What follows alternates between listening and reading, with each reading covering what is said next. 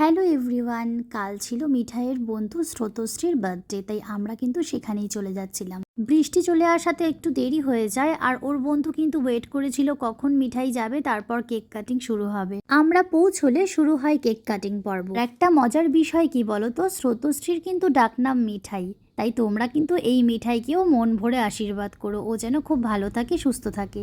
এবারে বাচ্চাদের ডিমান্ড অনুযায়ী স্রোতশ্রীর মা সবাইকে কেক ডিস্ট্রিবিউট করছিল। কারো ডিমান্ড ছিল পুতুলের পা, তো কারো ডিমান্ড ছিল পুতুলের কান। তো এই চলছিল। আর সব বন্ধুরা এক জায়গায় হওয়ার জন্য দেখো ওরা নিজেরা কত মজা করছিল। উইদাউট এনি মিউজিক ওরা এত সুন্দর নাচছিল, নিজেরা নিজেদের মধ্যে খুব সুন্দর করে সময় কাটাচ্ছিল।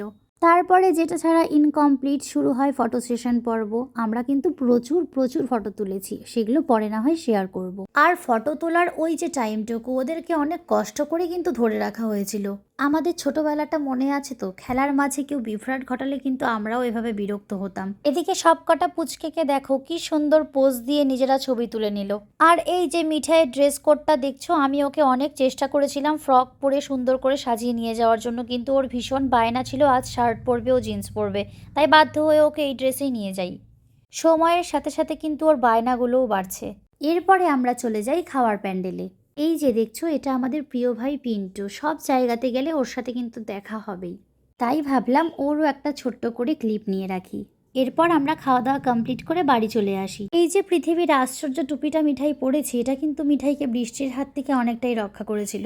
বাড়ি এসে সুদীপ্তার হাতে টেস্টি অ্যান্ড মিষ্টি পায়েস দিয়ে আমার দিনটা শেষ হয়। দেখা হবে পরের অন্য কোনো ভিডিওতে। ভিডিওটা ভালো লাগলে একটা লাইক করে দিও, আর ফলো করতে ভুলো না যেন। সবাই খুব ভালো থেকো, টাটা।